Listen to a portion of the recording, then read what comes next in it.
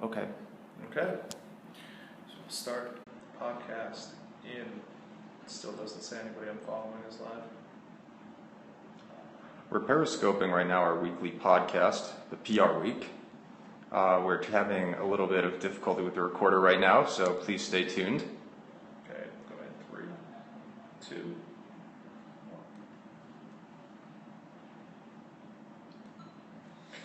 Hello, everybody, and welcome to the PR Week. That's PR Week's weekly podcast for everything in the worlds of PR and communications. My name is Frank Washkuch. I'm the news editor at PR Week, and I'm filling in for our editor-in-chief, Steve Barrett, this week.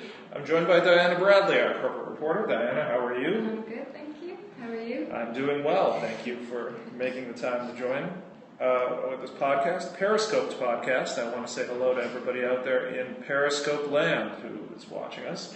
And behind the camera is Byron Kittle, our web editor. Byron, how are you? I'm doing well. How is everybody out there? All right. So we are going to take a look this week at Apple's big event, which just happened this afternoon.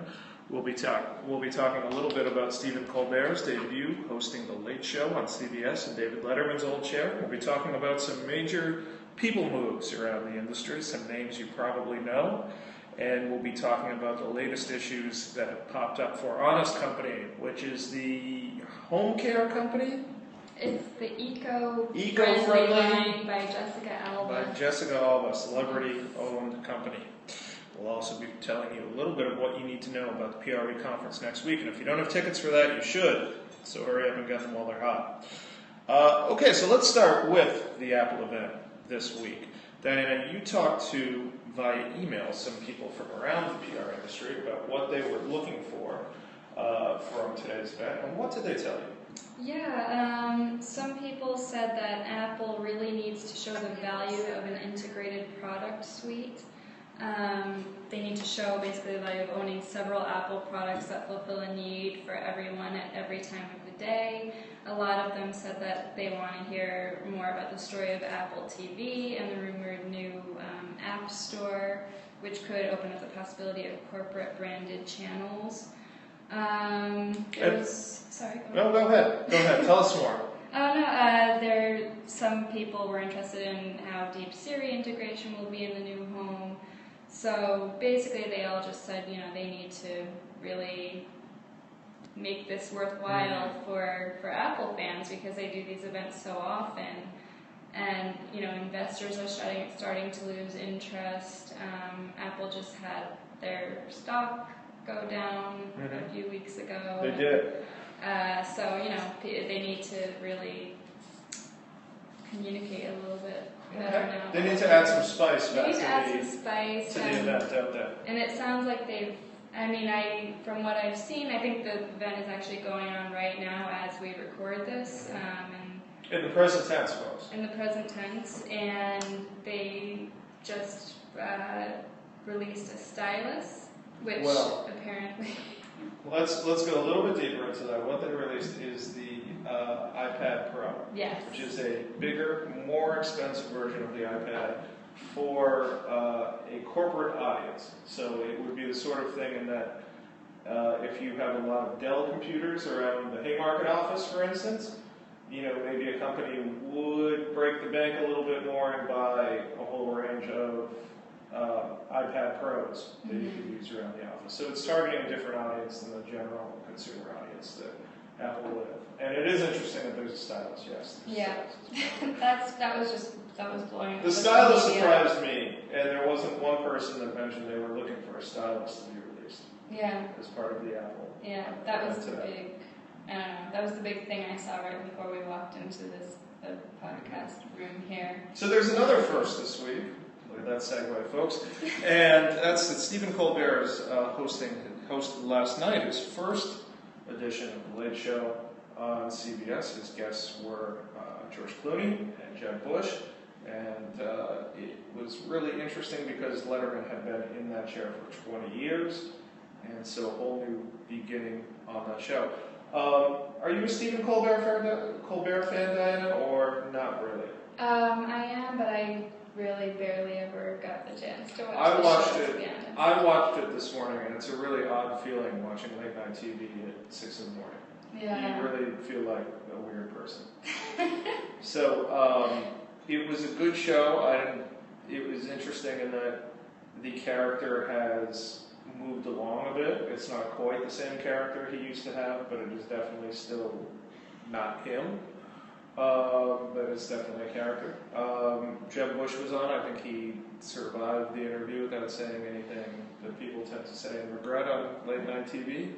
But I think overall it was a solid first show. So it is the sort of thing that if anybody else wants to tape late night TV and watch it in the morning, it's not a total disappointment. It was a good show. Good to know. All right, let's talk about some people moves around the PR industry. Diana, fill us in on this. Sure. So Fleshman Hillard, and this all kind of happened within the past 2 weeks, these placements, but Fleshman Hillard promoted Ephraim Cohen to GM of the firm's New York office and Mitch German to the same role in Los Angeles. So 2 big roles. Yes, both are reporting to J.J. Carter, Fleshman's president of the U.S. East and West regions, Canada and Mexico.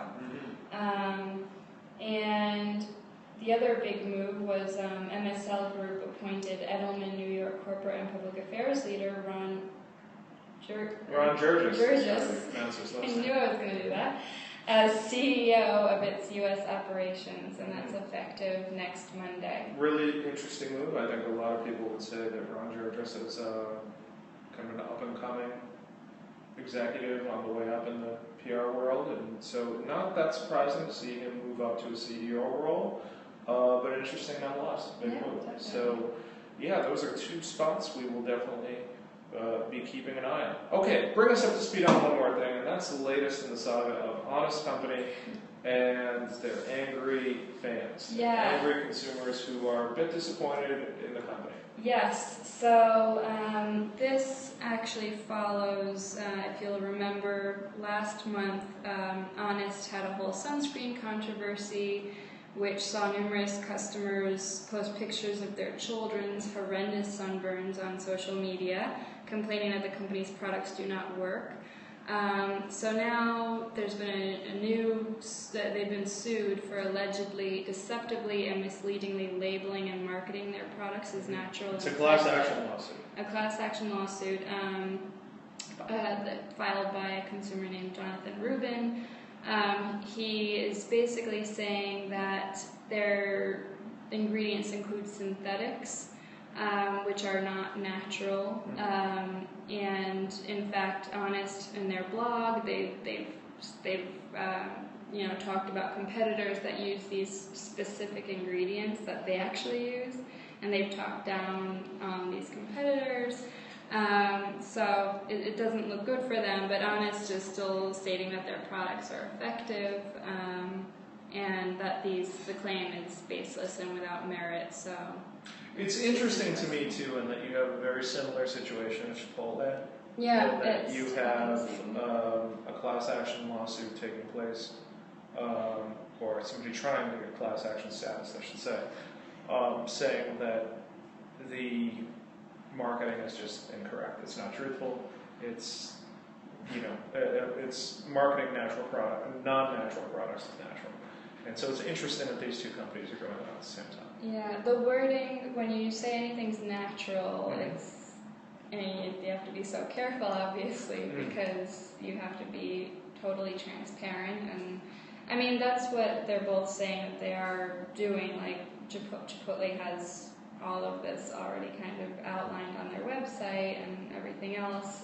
They've always been honest about this kind of stuff, but I guess the average consumer might not look at the small print. So would it even be possible for a brand like Chipotle to, when they talk about their products are non-GMO free, however they can't control the fact that a cow that they used for steak might have eaten something that was not natural? I mean, can any company be that natural? Is it even possible? It's hard true. to believe. It's like, where do you draw the line? And I mean, with Honest, their problem is that the natural thing is kind of in their name as well. Like their name is begging to be attacked in a way. Right. So it's interesting. So 2 stories we'll be following. Yeah. Okay, folks, I need to mention that the PRWeek conference is coming up next week. It's a great conference. We have our best lineup of speakers ever. And you can still get tickets. They're available on our website. That's www. www.prweek.com. So if you would still like to drop by, it's at Convene, Midtown East, in Midtown, New York. If you have time next Thursday, we would love to have you, so please see PRWeek.com for tickets. Folks, that is all we have time for on this week's podcast. But please tune in again next week or watch us on Periscope for the latest edition of the PR Week. Thank you. We had some questions coming in on the stream. If anyone has any questions right now, we could briefly answer them. I think someone was asking what Honest Company was or what the controversy about the class action lawsuit was, and that was regarding Jessica Alba's Honest Company. How would you describe that company, Diana? So the company, let me just see here exactly what they say they are. A healthy living, lifestyle, parenting product mix. And it's both personal and bathroom products, right? I think they make soap, they make baby products, and they market themselves as basically being all natural. That's their whole thing, is that all of their products are made completely naturally. So this suit is basically saying that their products are not natural. They're using synthetic ingredients, and he basically goes on to list the exact ingredients that are not natural, and Honest actually writing in their blog about how they don't use the ingredients, but then kind of doing an about face. So it's kind of confusing. Mixed messaging, maybe? Mixed messaging, yeah. It's been a tough few weeks for Honest. First the sunscreen issue, and now this. Yeah. And Honest, they played the parent card last month with the sunscreen issue, saying that the founder Jessica Alba, she uses the products on her own children, so she's trying to say that's proof right there that the products are trustworthy. Mm-hmm. All right, what other questions do we have, Byron? I believe that was the only question that we got on the stream, although we got some people saying hello. So hello to everybody that's taking the time out of your day to come and watch us in this very attractive room that we're recording the Periscope in. Hopefully you'll come back and join us next week. And if nobody has any other questions, we will sign off for the day. Should we do outtakes? Should we do goofy things and we'll have outtakes? Should we do bloopers? Bloopers? I don't know. Could fall over a cord on the way out the door or something. Who wants us to see us do bloopers? Anybody? Going once? I don't think you can record bloopers. Twice? Oh, you can.